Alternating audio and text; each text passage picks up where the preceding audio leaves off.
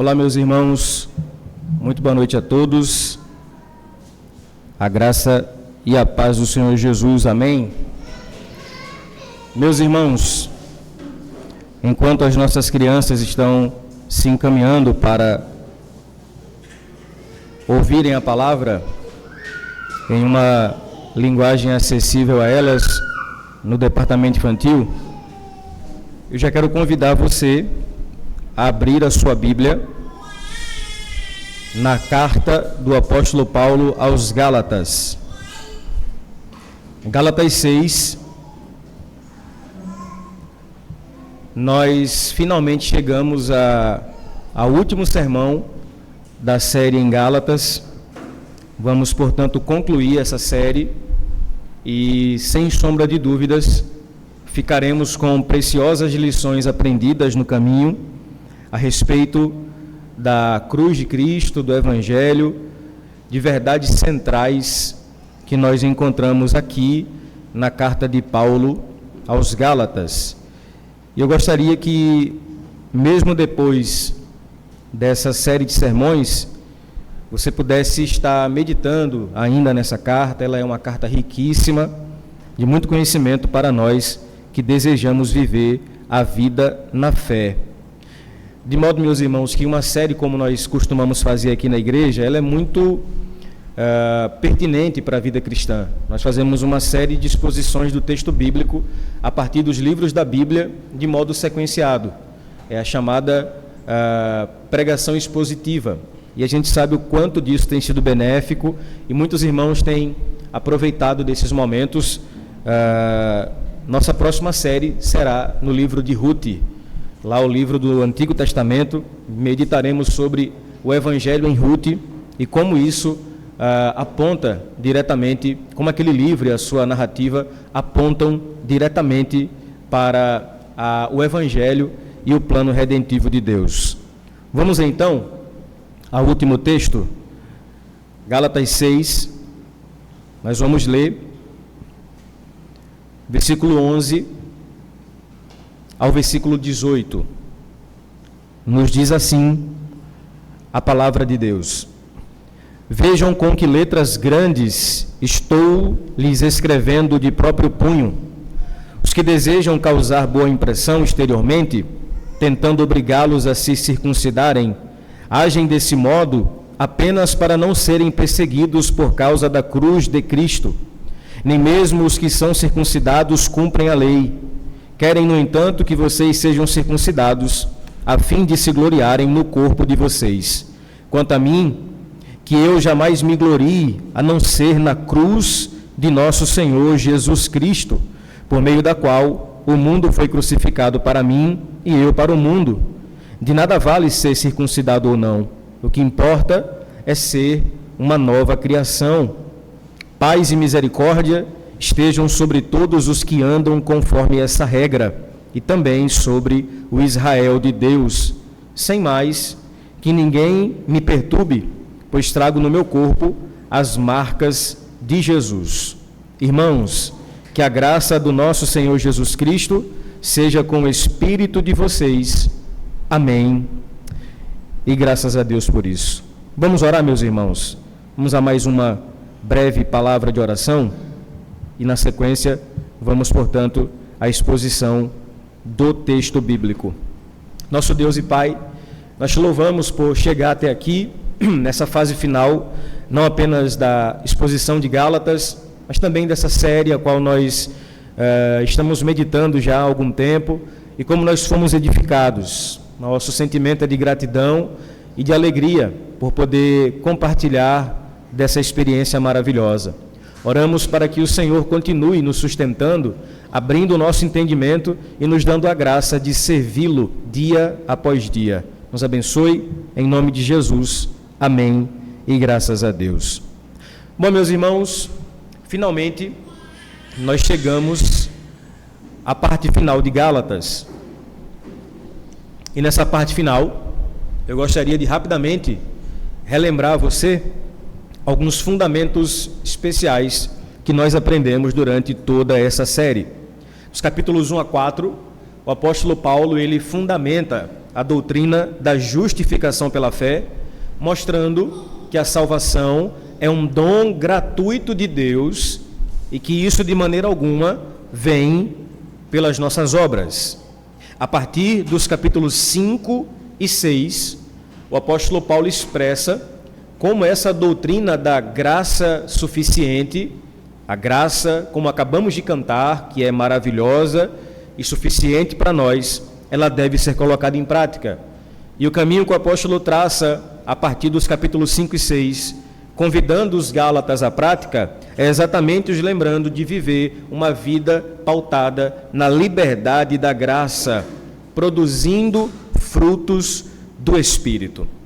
Agora, finalmente, nós chegamos aqui à última perícope dessa carta, onde o apóstolo Paulo vai finalizar, trazer as suas recomendações finais. E para mim, uma grande ideia, ela surge a partir da leitura do texto.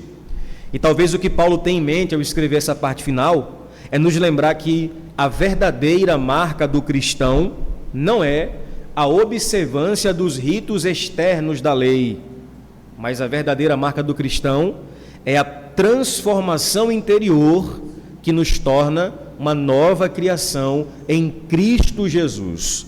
E eu queria vos lembrar isso, meus irmãos. A nossa transformação, o nosso processo, o qual nós chamamos de conversão, ele acontece exatamente de fora para dentro.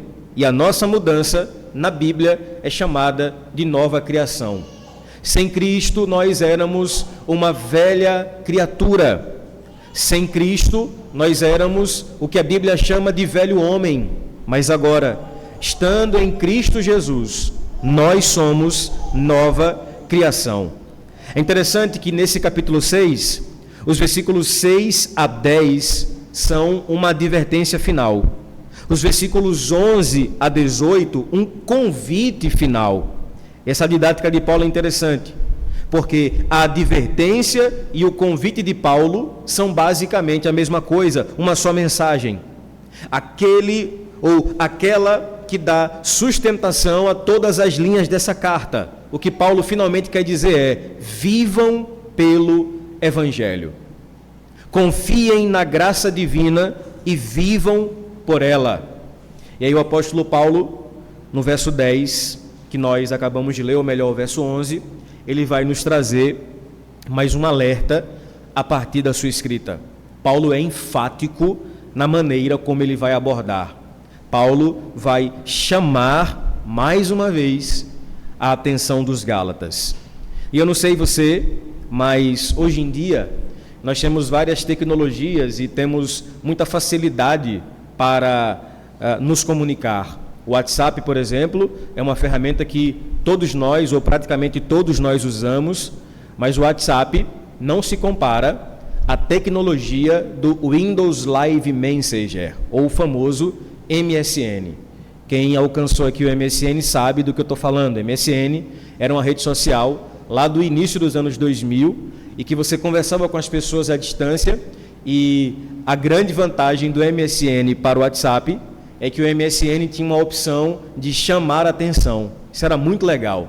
Se a pessoa não lhe respondesse, você podia chamar a atenção dela apertando o botão, aí a tela da pessoa tremia, fazia um barulho até que ela se ligasse que você estava falando com ela.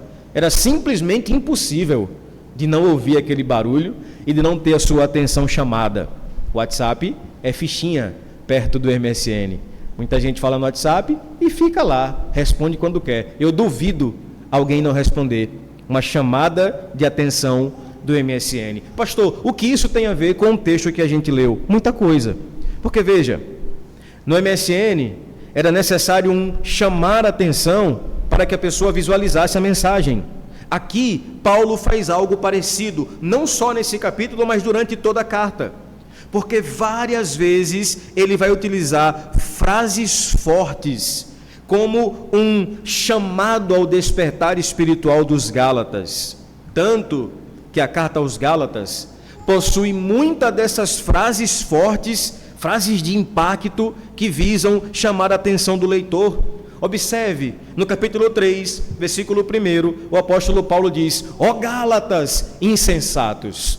Ainda no capítulo 3 e também no verso 1, ele pergunta: quem os enfeitiçou? É como se Paulo estivesse chamando a atenção dos Gálatas. Ainda no capítulo 3, no verso 4, o apóstolo pergunta: será que foi inútil vocês sofrerem tantas coisas? Capítulo 4, versículo 19, o apóstolo faz mais uma chamada de atenção aos Gálatas: filhinhos meus, por quem de novo sinto dores de parto, até que Cristo seja formado em vós. Capítulo 5, verso 7, Paulo mais uma vez chama a atenção dos Gálatas: vocês corriam bem, quem os impediu de continuar obedecendo à verdade? E agora, mais uma vez, no versículo 11, Paulo vai chamar a atenção dos Gálatas com mais uma frase contundente. Olha o que ele diz: vejam com que letras grandes estou lhes escrevendo de próprio punho. Parece que Paulo, mais uma vez, quer chamar a atenção dos Gálatas para algo muito urgente que ele está prestes a dizer. Seu último convite, portanto, meus irmãos, é para que os Gálatas mantenham a confiança no Evangelho e continuem vivendo pela graça. Como se Paulo dissesse: vocês serão tentados a voltar atrás, vocês serão tentados a retroceder, vocês serão tentados a caminhar um outro caminho que não o Evangelho da graça. Aí Paulo, para chamar a atenção, diz: Gálatas, vejam com que letras grandes eu estou escrevendo a vocês, garrafais, letras maiúsculas, eu estou escrevendo do meu próprio punho. Portanto, meus irmãos, Paulo quer chamar a atenção dos Gálatas, porque o que ele tem para dizer é muito importante. É interessante que para isso Paulo vai dizer que vai escrever do seu próprio punho. E olhe, era comum que os autores das cartas no tempo bíblico, eles tivessem um escriba para escrever as suas cartas. Terça-feira aqui na escola bíblica nós falamos sobre isso, tanto que o mesmo apóstolo Paulo, em Romanos, capítulo 16, versículo 22, ele vai saudar um monte de gente. Aí no versículo 22 aparece a figura de Técio, o copista, o escriba. Aí Técio fala: eu, Técio, que redigi esta carta, saúdo vocês no Senhor. Olha que interessante, Paulo está escrevendo, está ditando a carta, aí de repente Técio fala: deixa eu mandar um abraço também para os meus irmãos. Aí Técio vai e diz: eu, Técio, que escrevi essa carta, vos saúdo. Então Paulo, assim como Pedro teve alguém que redigiu a carta, possivelmente Marcos, os demais escritores do texto bíblico foram os redatores. Aqui Paulo vai pegar a pena do copista e vai dizer: o que eu tenho para falar é tão importante que eu mesmo vou escrever. Do meu próprio punho eu vou deixar registrado para que os Gálatas entendam que foi escrito com a minha própria mão. É daqui que surge a expressão ou a palavra autógrafo. A palavra autógrafo literalmente significa do próprio punho, ou do punho do autor. Paulo vai chamar a atenção dos Gálatas. Ele vai dizer: eu, Paulo, vos escrevo com letras maiúsculas do meu próprio punho. E ele chama a atenção dos Gálatas para que eles percebam a autenticidade e a seriedade pela qual ele está escrevendo.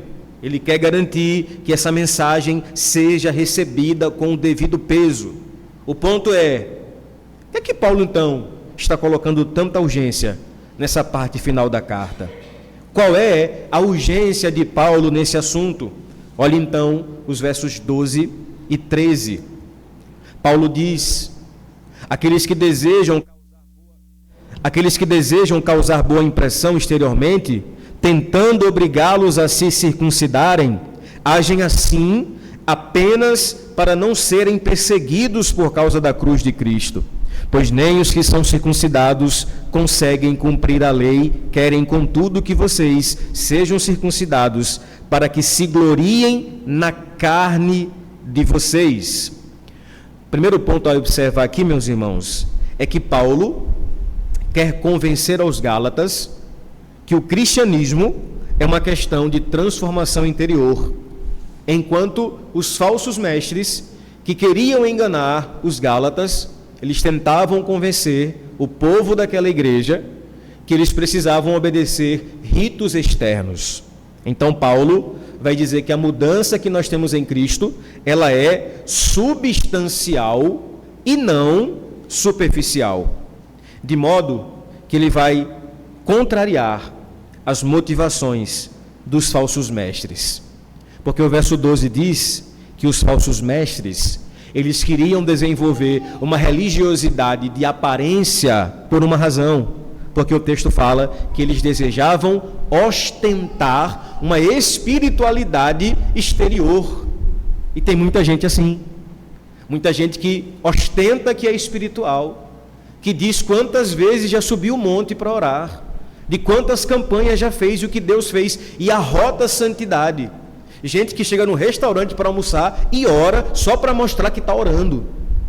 E Paulo está dizendo que a nossa mudança não acontece por ritos externos, mas acontece de dentro para fora. De modo que não adianta nós encenarmos a adoração ou até desempenharmos um papel de performance. O que importa, meus irmãos, na verdade, é o quanto nós mudamos de dentro para fora. Portanto, o Evangelho é essa mensagem que ofende uma mente liberal, uma mente que está simplesmente obcecada por um tipo de religião que observa apenas a performance. É por isso que o apóstolo Paulo vai dizer que para os falsos mestres a cruz de Cristo era uma ofensa. E por que a cruz de Cristo é uma ofensa? Porque a cruz, irmãos, nos lembra que nós não fizemos nada para obter a nossa salvação. Porque quem fez alguma coisa para nós sermos salvos estava naquela cruz. E o religioso ama um tipo de religião onde ele precisa fazer algo para demonstrar que está fazendo. É por isso que o Evangelho ofende o religioso. Porque, meus irmãos, o Evangelho nos lembra que não foi pelo nosso mérito, não foi pelo nosso esforço, mas é somente pela graça. E pela graça de Deus, ao olharmos para a cruz, nós temos a perfeita imagem daquele que nos salvou da nossa incapacidade de nos salvar. Então Paulo está chamando a atenção dos Gálatas, dizendo: Gálatas, eu concluo o meu discurso, eu concluo a minha carta dizendo a vocês: o que importa, de fato, é a cruz de Cristo e uma transformação que acontece de dentro para fora. E olhe, meus irmãos, Paulo vai dizer que por causa da cruz de Cristo, ele era perseguido. Eis aí o resultado de uma vida no Evangelho. Por causa da cruz, nós somos perseguidos. O mundo, irmãos, não entende a mensagem da cruz. Como resultado, o mundo nos persegue. O mundo não entende a mensagem do Evangelho. Como resultado, o mundo nos persegue. E quando alguém disser assim: olhe, o cristianismo nem é perseguido, é mentira. A religião mais perseguida do mundo é exatamente o cristianismo. Mas pastor, o senhor está pregando livremente, ninguém aqui é preso por ser cristão. Mas entenda, irmãos, a perseguição ao cristianismo, hoje em dia, não é uma perseguição que nos priva a liberdade, mas é uma perseguição por causa daquilo que nós cremos. O mundo não quer mais nos prender, ele quer nos calar. O mundo não quer colocar pastor na cadeia, ele quer dizer para o pastor: você não pode pregar certas verdades da Bíblia. Portanto, o mundo odeia a cruz de Cristo. E Paulo está dizendo: por pregar a palavra de Deus, por pregar a cruz, eu sou perseguido. E sim, meus irmãos, nós devemos estar preparados para defender a cruz em face ao falso evangelho. Tim Keller comenta o seguinte: a cruz é ofensiva por natureza e só conseguimos entender a sua docilidade se primeiro soubermos lidar com o seu ultraje. Para quem compreende a cruz, ou ela é o maior bem da sua vida, ou lhe é repulsiva. Se não for nenhuma coisa nem outra, ela não foi compreendida. Não há meio termo, meus irmãos. Ou as pessoas vão amar a mensagem da cruz, ou elas vão nos odiar por causa da mensagem da cruz. Louvado seja Deus, que outrora nós éramos inimigos da cruz. até que um dia a mensagem do Evangelho abriu os nossos corações e nós fomos atraídos pela cruz de Cristo. E hoje nós cantamos: sim, eu amo a mensagem da cruz, até morrer eu a vou proclamar. Portanto, irmãos, o apóstolo Paulo quer nos lembrar, no final da carta aos Gálatas, que o que de fato importa é conservarmos um tipo de espiritualidade que está baseada na graça e na cruz. Versículo 13: nem mesmo os que são circuncidados cumprem a lei. Querem, no entanto, que vocês sejam circuncidados, a fim de se gloriarem no corpo de vocês. Interessante que o falso Deus, adorado pelos falsos mestres aqui, era a aprovação popular. Eles queriam que os gálatas cumprissem a lei, porque Paulo diz que eles gostavam de ser aprovados, aplaudidos, elogiados. E a despeito disso, Paulo diz que eles queriam se orgulhar por causa de uma religião falsa. Que eles queriam o prestígio do homem, o aplauso do homem. Só que Paulo vai dizer nesse versículo, meus irmãos, que nem mesmo eles que apelavam para a circuncisão, eles conseguiam cumprir a lei. Por quê? Porque na lei nós temos o primeiro mandamento, e o primeiro mandamento é amar a Deus sobre todas as coisas e ao próximo como a si mesmo. E amar o próximo não é espetáculo. Eles gostavam de um tipo de religiosidade espetaculosa. Os ritos, a circuncisão, os atos exteriores, tudo isso era performance, era para se mostrar para os outros.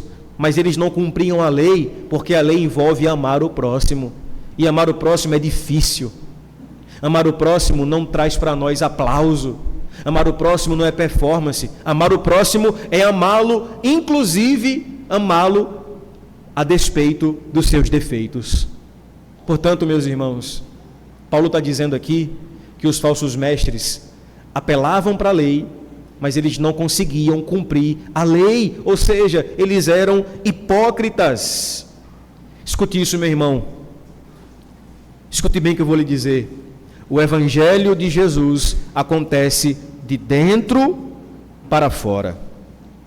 Toda mudança gerada em nós é uma mudança do interior do coração e deve nos levar a um novo comportamento e não ao contrário.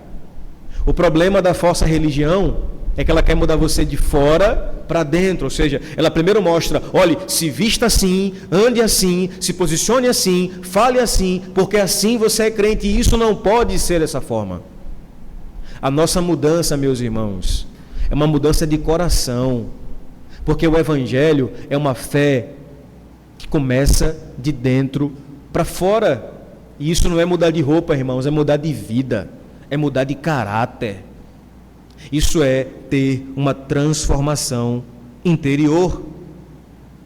Observe como Paulo vai dizer ainda no versículo 14: quanto a mim, que eu jamais me glorie a não ser na cruz do nosso Senhor Jesus Cristo, por meio da qual o mundo foi crucificado para mim e eu para o mundo. Interessante que Paulo ele vai dizer que ele se orgulha de alguma coisa. E geralmente nós combatemos o orgulho, né? Mas o orgulho no sentido do ego. Mas tem coisas boas pela qual nós podemos nos orgulhar. Tem gente aqui que se orgulha do time que torce. Outros se orgulham da família que formou. Outros do trabalho que possui. E são orgulhos legítimos. A pergunta é: do que você se orgulha? E em última análise, Paulo ele está dizendo que o cerne da nossa religião é aquilo do qual a gente se orgulha, porque, meus irmãos, no fundo, o motivo do qual a gente se orgulha se adequa àquilo que a gente crê. E Paulo diz que ele se orgulha por uma coisa: ele se orgulha na cruz de Cristo Jesus. É como se Paulo dissesse: quando eu olho para a cruz e vejo o meu Senhor crucificado nela, eu me lembro que eu fui salvo não pelas minhas obras, mas pelas obras de Cristo Jesus. Meus irmãos, que nós possamos valorizar isso, que nós possamos entender que se temos do que nos orgulhar em alguma coisa, que possamos nos orgulhar no fato de que nós fomos salvos de nós mesmos. Você não podia se salvar. O que é que Jesus fez? Ele lhe salvou dessa incapacidade que você tinha, que eu tinha, de salvar a nós mesmos. Por melhor que seja o seu esforço, a sua obra, o seu trabalho, nada disso compraria a nossa salvação. Então Paulo diz: se orgulhe da cruz, se orgulhe de ver na cruz o seu Cristo crucificado, e a partir disso, que você possa viver uma vida debaixo dessa cruz. Meu irmão, se você compreendeu o Evangelho, você deposita o seu orgulho na cruz. Por isso que Paulo diz: longe de mim querer me orgulhar, a não ser na cruz do nosso Senhor Jesus Cristo. É como se Paulo concluísse dizendo: eu sou salvo exclusiva e completamente por causa da obra de Cristo e não da minha. Que essa graça, meus irmãos, ela seja o centro da nossa vida, e que em resposta a ela, nós vivamos a partir da cruz. Versículo 15: de nada vale ser circuncidado ou não, o que importa é ser uma nova criação. Veja como a palavra de Paulo aqui, ela é conclusiva. Paulo está concluindo a carta e está trazendo sentenças fortes. Paulo agora vai dizer o que de fato importa. O que importa é ser circuncidado, é obedecer à lei, é viver uma vida baseada nos seus próprios méritos. E Paulo fala: não é isso o que importa. O que importa é ser uma nova criação, ou seja, o que importa é ter sido salvo. E pelo fato de ter sido salvo, agora viver uma vida diferente. Veja como ser uma nova criação implica diretamente na nossa transformação interior.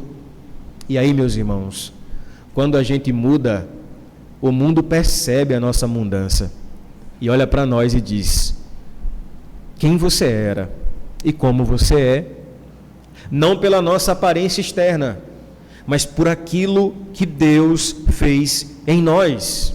De modo, meus irmãos, que o Evangelho ressignifica o nosso passado, o colocando em seu devido lugar. O Evangelho transforma o nosso presente, nos colocando no reino de Deus, e o Evangelho muda o nosso futuro, preparando para nós um lugar como perfeita obra de Cristo em sua consumação. De fato, meus irmãos, no final das contas, nós vamos concluir e ponderar da vida o que de fato importa. E o que vai importar, meus irmãos, é o fato de nós em Cristo sermos novas criaturas, que abandonaram o caminho do pecado, que abandonaram o caminho da idolatria, que abandonaram o caminho do próprio orgulho e do próprio eu, e agora vivem uma vida pautada na graça e na cruz de Cristo. Que você, meu irmão, minha irmã, como nova criatura, possa dar testemunho dessa nova criação.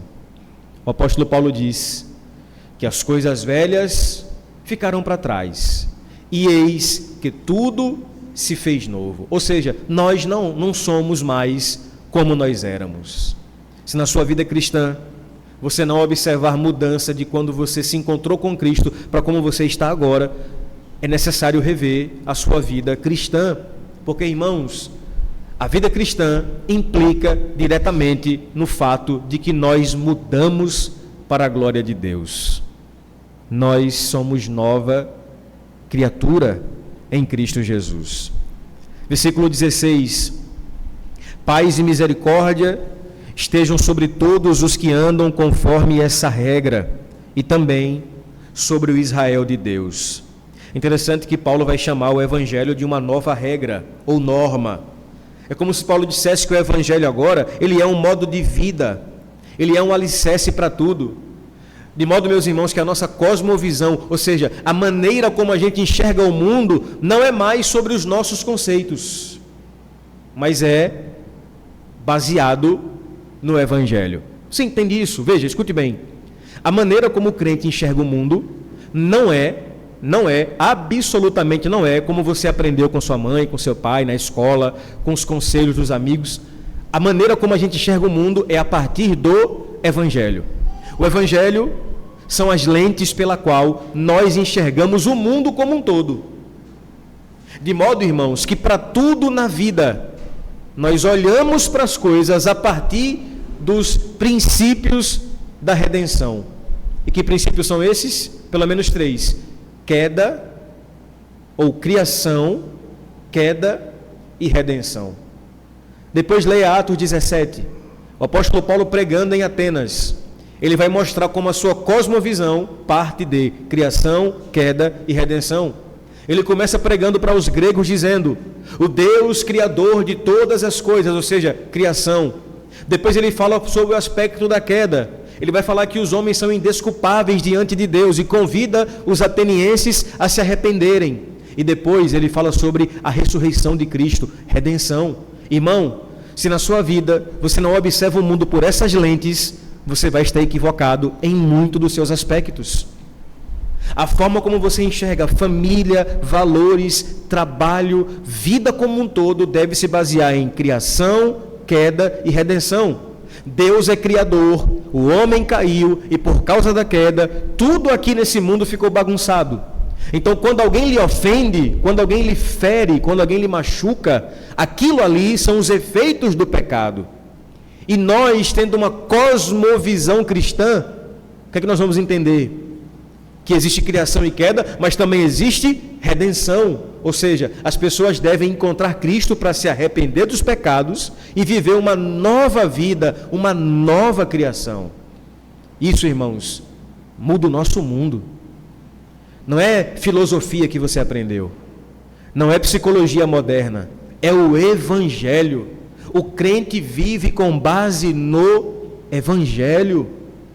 Portanto, meus irmãos, Paulo vai dizer que a maneira como ele vive, baseada no Evangelho, a qual aqui ele chama de uma norma, ele vai dizer que quem vive por esse Evangelho, por essa norma, encontra duas coisas: paz e misericórdia. Paz e misericórdia, meus irmãos, são dois atributos comunicáveis de Deus. O que são atributos comunicáveis? São os atributos que Deus comunica ao ser humano. Os incomunicáveis só pertencem a Ele: eternidade, onipotência, onisciência. Mas os comunicáveis são aqueles que Ele compartilha conosco: bondade, amor, graça. Entre eles está a paz e a misericórdia. Paulo, então, meus irmãos, vai dizer que uma vida no Evangelho é uma vida que é vivida em paz e misericórdia. Ou seja, nós recebemos paz e compartilhamos misericórdia. E eu já falei para você e repito: misericórdia é exatamente o contrário de graça. O que é graça? Favor imerecido, ou seja, é receber sem merecer. Misericórdia é exatamente o contrário. Misericórdia é não receber o que se merece. Nós merecíamos condenação, nós merecíamos o inferno, mas o Senhor nos poupa todos os dias, porque a Bíblia diz que as misericórdias do Senhor se renovam toda manhã. Então Paulo diz: quando você recebe a paz de Deus por causa do Evangelho, então você compartilha com os outros misericórdia. E uma pessoa misericordiosa, irmão, é uma pessoa diferente. É ou não é? O misericordioso não é aquele que vive procurando oportunidade para se vingar. Pisou no meu calo, se prepare. Me empurrou, vou lhe derrubar. Me feriu, vou lhe matar. Não, não, não, não.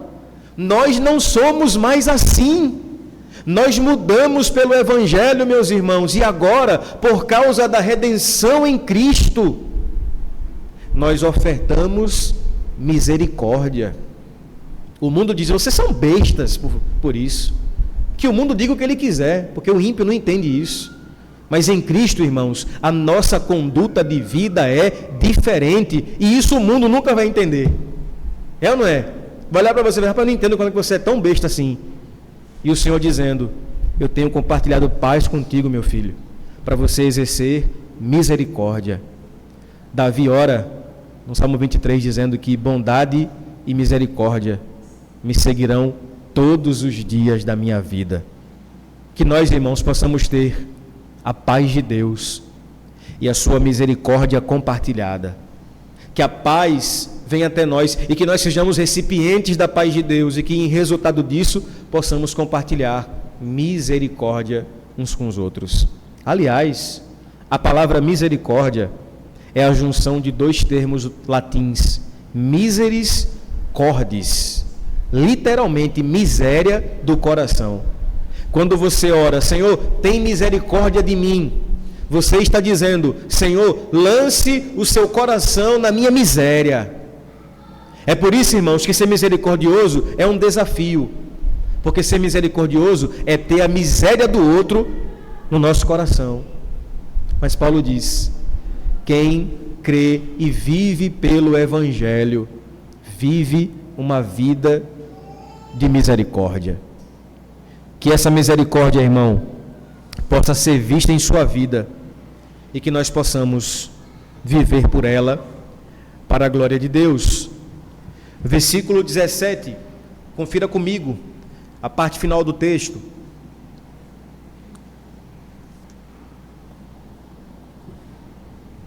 Paulo diz: sem mais, que ninguém me perturbe, eu trago no meu corpo as marcas de Jesus.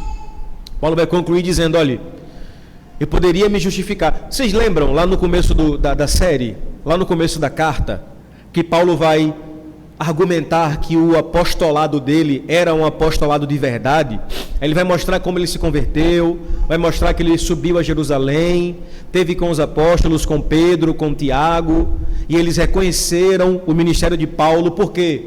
Porque os judaizantes estavam colocando em questão, duvidando do apostolado de Paulo. Aí Paulo vai dizer agora assim: olha, quer saber de uma coisa? Me deixem em paz. Eu não vou me justificar a vocês. Tudo o que eu posso dizer é que eu trago em meu corpo as marcas de Jesus. Paulo, irmãos, está fazendo referência aqui ao sofrimento que ele passou por causa do Evangelho. E por causa desse sofrimento, Paulo está dizendo: o meu chamado é confirmado porque eu tenho experiência no meu próprio corpo. Irmãos, se teve alguém que foi fiel no sofrimento, a gente sabe, foi Paulo. Você lembra quando o Senhor Jesus chama Paulo em Atos 9, que ele vem para perseguir os crentes, e finalmente no meio do caminho da estrada de Damasco, a Bíblia diz que o Senhor Jesus o encontra. Saulo cai, uma luz aparece, ele fica cego, e a voz diz: Saulo, Saulo, por que me persegues? E aí Saulo fica 3 dias cego, e de repente o Senhor envia Ananias para orar por ele. E quando Ananias chega lá, ele ainda retruca: Senhor, tem certeza, é esse mesmo? Ele nos persegue. E Deus fala, e Jesus fala: vai, porque ele é para mim um vaso escolhido. E quando Ananias chega para orar, o Senhor Jesus fala para Ananias: ore por ele, porque ele vai pregar para os gentios, ou seja, ele vai ganhar o mundo em meu nome, mas ele vai padecer pelo meu nome. Ou seja, Jesus já tinha dito que Paulo sofreria por causa do Evangelho. E aí, meus irmãos, nós encontramos na vida de Paulo várias experiências dolorosas. Por exemplo, em 2 Coríntios 11, 24, a Bíblia diz que Paulo 5 vezes recebeu dos judeus 40 açoites menos 1. O que é isso? É uma contagem de 39. Era para ser 40, mas chegava no 39, eles voltavam de 1, 2, 3, 4, 5 vezes isso. 2 Coríntios 11, 25, a Bíblia diz que 3 vezes Paulo foi espancado com varas. 2 Coríntios 11, 25 ainda, Paulo foi apedrejado. Atos 14, 19, o texto diz que Paulo foi espancado em Listra e foi deixado como morto após pregar o Evangelho. 2 Coríntios 11, 25, Paulo sofreu naufrágio 3 vezes, o barco afundou. Em uma dessas ocasiões, ele passou 1 dia e 1 noite no mar à deriva, sem contar nas privações e perigos. Paulo enfrentou fome, sede, frio, além de ficar frequentemente desabrigado e sem ter para onde ir. Sem contar das prisões. Segundo aos Coríntios 11, 23, Paulo foi preso várias vezes. O próprio livro de Atos menciona várias ocasiões em que o apóstolo foi preso, como em Filipos, Jerusalém, Cesareia, Roma, onde permaneceu em uma prisão domiciliar por 2 anos. Paulo foi ameaçado de morte, teve várias tentativas de assassinato, enfrentou perigos por causa do evangelho. Tudo isso para Paulo dizer agora: eu trago no corpo as marcas de Cristo, ou seja, eu não preciso justificar o meu chamado, porque o meu currículo fala por mim. Sabe o que aqui Paulo está dizendo, irmãos? É que os falsos mestres, eles pregavam a salvação popular, a salvação pelas obras. E eles não sofreram metade do que o apóstolo sofreram, porque a mensagem deles era agradável. Por que você acha que Paulo sofreu? É porque a mensagem de Paulo, irmãos, era dura, era se arrependa. E os falsos mestres? Era aquela mensagem: venha para Jesus e você vai ficar rico. Quem é perseguido com uma mensagem como essa? Ninguém. Olhe, venha para Jesus e Ele vai mudar a sua vida amorosa. Promessas vazias, promessas mentirosas. E a grande verdade, irmãos, é que as pessoas, em sua maioria, querem ouvir essas mentiras. E Paulo, por pregar o Evangelho, foi perseguido. Meus irmãos, que nós não nos enganemos. O Evangelho de Jesus, ele é impopular. O mundo nos odiará, mas o Senhor tem os seus escolhidos. É por isso que a gente prega. Porque até Paulo um dia foi perseguidor, até que o Senhor abriu o seu coração e ele creu na mensagem do Evangelho. Paulo então conclui a carta aos Gálatas, versículo 18. Irmãos, que a graça do nosso Senhor Jesus Cristo seja com o espírito de vocês. Amém. Paulo começou a carta aos Gálatas pela graça. Paulo termina a carta aos Gálatas pela graça. Paulo começou a carta aos Gálatas com a graça e Paulo termina a carta aos Gálatas com a graça. Essa graça, irmãos, foi eficaz para os Gálatas, mas essa graça, como nós acabamos de cantar, é suficiente para nós. Amém, meus irmãos? Que preciosidade a carta aos Gálatas.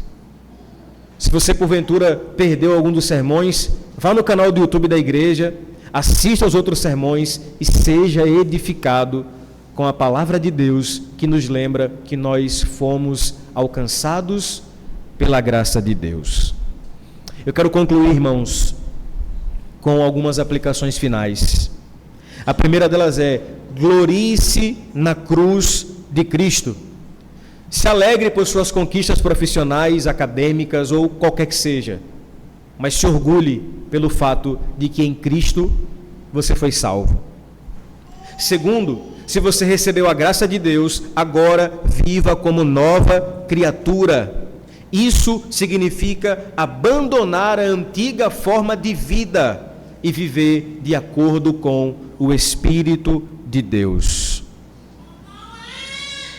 Terceiro, paz e misericórdia são marcas do verdadeiro cristão. Que você busque andar na paz e compartilhar misericórdia. E por fim, meu irmão, não se esqueça da graça. Que essa graça de Deus, ela possa nos alcançar dia a dia, para nos lembrar que não é por nossa capacidade, não é pela nossa força, mas é por Deus que se compadece por nós. Amém, meus irmãos? Vamos orar?